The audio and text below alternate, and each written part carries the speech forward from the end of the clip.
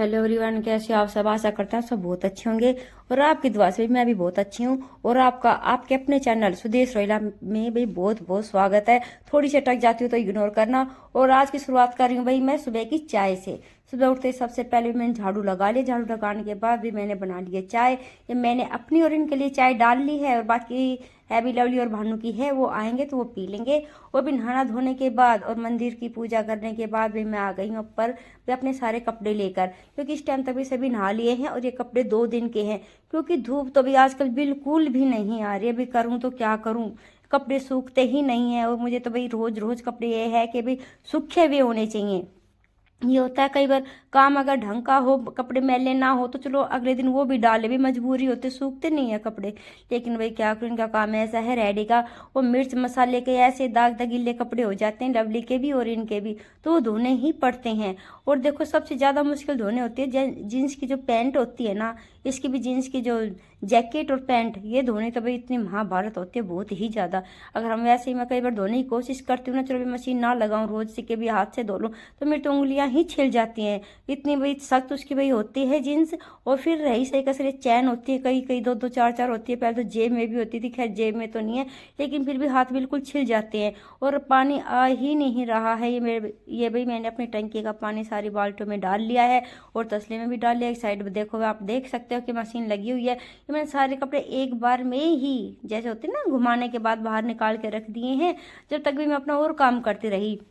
जैसे ऊपर कमरे की भी मैंने सफाई कर दी, बिस्तर उठा दी, झाड़ू वाड़ू सारी निकाल दी है। बस पोछा रह गया। पोछा मैं जान पूछ के भी नहीं लगाया, एक दिन छोड़कर एक दिन लगाती हूँ, क्योंकि सूखता ही नहीं है। पता नहीं सूर्य देवता भी कब दर्शन देंगे, बहुत ही ज्यादा भी परेशानी हो रही है। अब तो बस ये है कि भगवान धूप निकाल दे, बस बहुत परेशानी हो गई है। हर पूरे घर में ऐसे रहते हैं जैसे कि पानी छिड़क दिया हो, इतनी ठंडक महसूस होती है, बिस्तर भी इतने ठंडे होते हैं।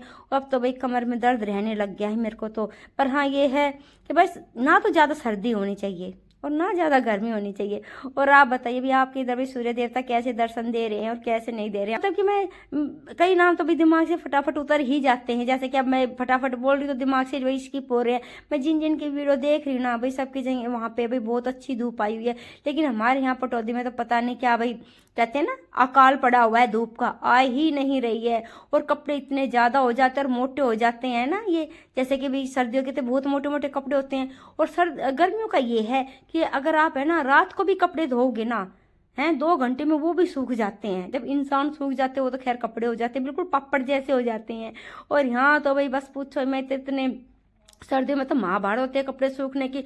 मतलब सूखे हुए कपड़े भी यूं लगते हैं हाथ लगाने के बाद पता नहीं कितने गिल्ले हैं। और यहाँ पे मेरे सारे कपड़े धुल गए हैं, आधे मैंने सुखा दिया, आधे रह गए हैं। और यहाँ से भी मैं धोया धाई कर रही हूँ, क्योंकि कई बार पता है आपने भी नोट किया होगा, जब आप मशीन लगाते हो या वैसे धोते हो तो होता है ना साबुन का जो नीचे का चिकनी चिकनी सा होता है और यहाँ चिपक जाता है फर्श के ऊपर, तो झाड़ू से धो के ही हटाना पड़ता, नहीं तो फिसलन बन जाती है। और मैं अच्छी तरह से रगड़ रगड़ के भाई मैं यहाँ से भाई धो दूंगी अच्छी तरह से। ये धुलने के बाद में इसको देखो, ये हमारे अंडरग्राउंड पाइप है भाई। ये कई बार पता है क्या होता है, यूं डर भी लगता है कि ये छोटी छोटी सींक में उठा के एक साइड रख रही हूँ। कोई भाई हो जाते हैं ना पत्ता वगैरह कोई आता है, वो भी उठा के एक साइड रख देती हूँ। क्योंकि भाई ये है, अगर भाई बाहर हो ना खुले वाला पाइप हो तो उसमें तो यह पाइप निकल और साफ हो गया। लेकिन अंडरग्राउंड फिटिंग में तो इतनी दिक्कत हो जाती है, अगर कुछ अटक गया है, पानी नहीं जाए तो पूरी दीवार तोड़नी पड़ेगी, काम बढ़ जाएगा, बहुत ही महाभारत होती है। बड़ी एहतियात से भी पानी फेंकना पड़ता है। अगर मैं झाड़ू लगाती हूँ, रेत मिट्टी कोई छोटा छोटा भी होता है ना, वो भी हटा देती हूँ। और यहाँ ये भाई मेरी बहन और ये उनकी लड़की है। मैं इससे कहती ला बेटा मैं तेरे कपड़े धो देती हूँ, मैं सुखा देती हूँ। कहते नहीं मासी मैं अपने कपड़े तो मैं अपने खुद ही सुखा दूंगी, है ही नहीं, मतलब ये कपड़े होते ही नहीं है। और फिर वो कहते नहीं, पता है कि भाई मैं वहां भी अपने आप ही भाई अपने कपड़े सुखाती हूँ, कोई दिक्कत नहीं है मौसी जी। तो वो भी अपने आप अपने कपड़े सुखा के चली गई है। और फिर कहती नहीं, जहाँ धूप अच्छे से आएगी ना, अच्छे से तो धूप बेटा कहीं भी नहीं आएगी, आप इधर डालो चीज उधर डाल दे। तो पर वो अपने करके चली गई। और यहाँ आने के बाद देखो भाई मैं कपड़े सुखा के आ गई हूँ। यहाँ देख सुबह सुबह कैसे फैलावा हो रहा है। और मैंने सामने की भाई शक्कर लगा के रखी, यानी कि शक्कर लगाना बोलते हैं हरियाणा में, यानी कि गैलरी बंद है क्योंकि ठंड बहुत ज्यादा आ रही है। क्योंकि इसके पापा इस साइड बैठ के भी आलू भाई ठंडा कर रहे और पंखा चल रहा है तो बहुत ठंड लगती है। यहाँ इधर भानु है, इधर भी तन्नू है। और भाई ये तो भाई नाश्ता कर चुकी है, अपना फोन लेके बैठी हुई है। तो वो कुछ बोल रही थी हाय, तो मैं कह रही तुम आपके भाई किसी की भी आवाज़ तो आनी नहीं है, हाय वाय करने का फ़ायदा कुछ है नहीं। तो कहते मौसी जी कोई बात नहीं।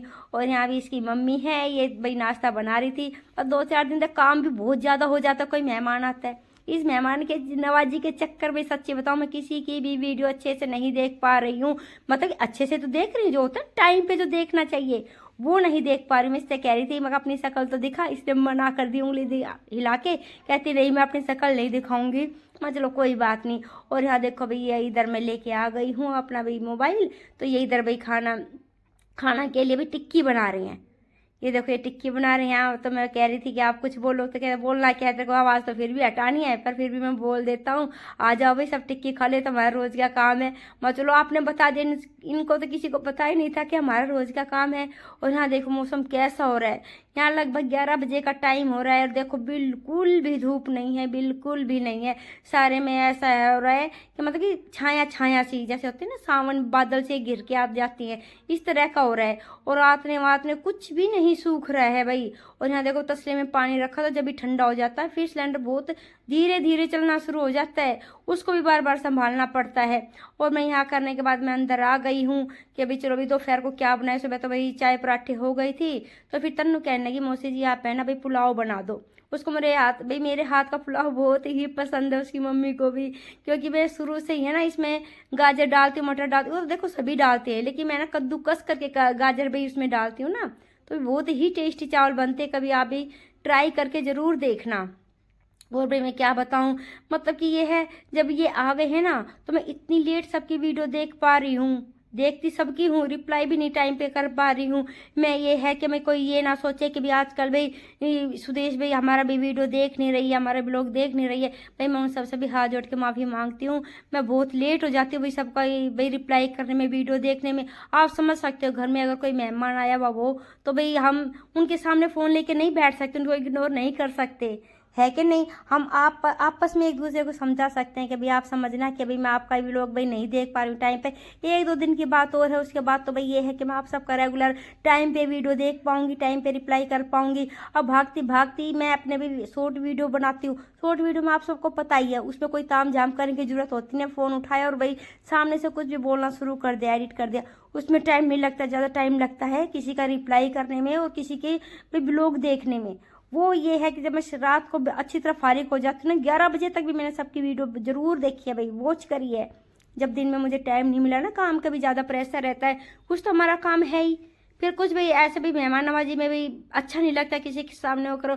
यही साइड देखो भाई मैंने अपने ये चावल चढ़ा दिए हैं, दूसरी तरफ देखो भाई जो मैंने अभी भाई मक्खन बनाया है, तो उसके मक्खन से भी मैं घी निकाल रही हूँ। एक साइड एक घी रखा हुआ है, इधर मैं चावल बना रही हूँ। और आप बताइए भाई आपके वहाँ धूप आ रही है ना, और आपने क्या बनाया है, और आप बनाते हो चावल तो कैसे बनाते हो, आप भी कभी शेयर करना भाई, मैं ज़रूर देखूंगी कि आप कैसे बनाते हो, क्योंकि सबका अलग अलग तरीका होता है। और फिर पता है अलग अलग तरीके का किसी का देखते हैं ना, और फिर थोड़ा बहुत भी सिमिलर सा होता है, एक जैसा सा हो, तो मन में कितनी खुशी होती है, अरे ऐसे तो मैं भी बनाती हूँ, है कि नहीं। वैसे देखो हर हाथ का अलग अलग स्वाद होता है, पर मुझे ऐसा है कि मेरे को कभी भी अपने हाथ का भी स्वाद नहीं लगता है ना भाई, खाना पीना ना कुछ बाई चांस ही, लेकिन आप दूसरे के हाथ का मुझे बहुत ही स्वाद लगता है। मुझे ही क्या, मेरे बच्चों का भी यही हाल है। मतलब कि वो जैसे चाची ताई के यहाँ जाएंगे या मामा के जाएंगे या कहीं भी जाएंगे, तो उनको जो भी वहाँ खाना मिलेगा कहेंगे एक नंबर का खाना था, बहुत स्वाद खाना था।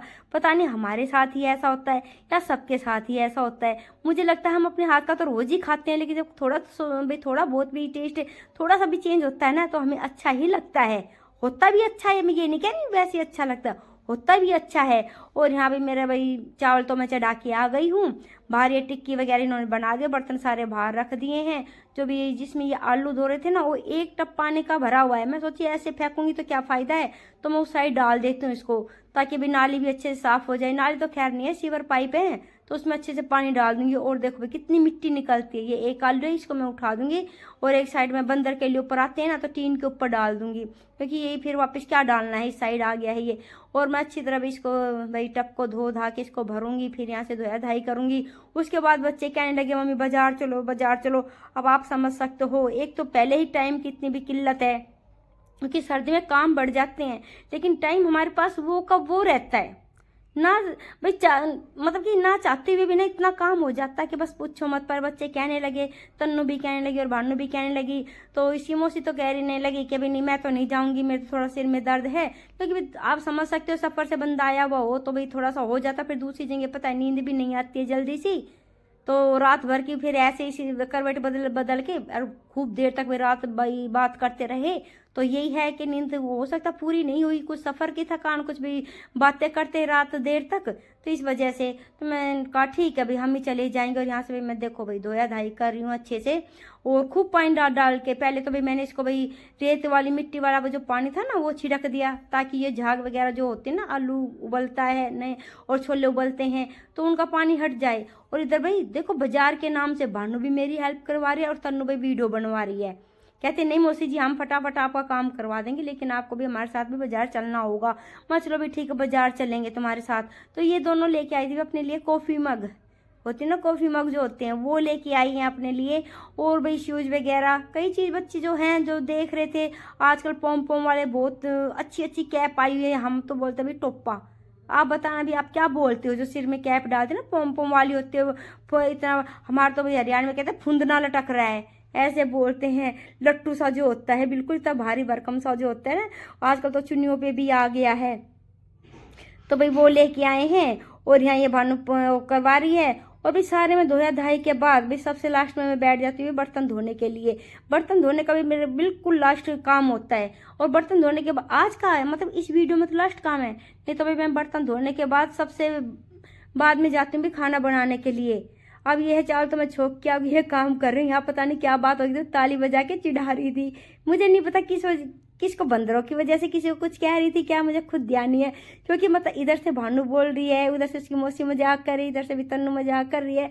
मतलब ये है जो काम मेरा होता है ना, बेशक से इन्होंने भी मेरी हेल्प करवाई, लेकिन आप समझ सकते हो हर बंदे के साथ काम बढ़ता ही। अगर एक बंदा आए तो एक बंदे के हिसाब से काम बढ़ता, दो बंदे आए हैं दो के, चाहे वो आपका काम भी करवाए। लेकिन वो ये ना हम बैठ बैठ के काम करते हैं, बात करते रहते हैं, काम करते हैं जबान के साथ साथ, है ना। जैसे जबान चलनी शुरू होगी ना बात करने के लिए, हाथ अपनी स्पीड कम कर देते हैं, तो इसलिए हम भाई लेट हो ही जाते हैं। कभी भी आप नोट करना कि भाई कोई भी मेहमान आता है तो हम उनसे बात करते हैं ना, तो अगर हम काम करते रहेंगे ना तो भाई आवाज़ सुनाई नहीं देती अगला बंदा क्या कह रहा है। तो हमें काम करते करते रुकेंगे और अगले को फोकस करेंगे उसकी तरफ वो बोल क्या रहा है।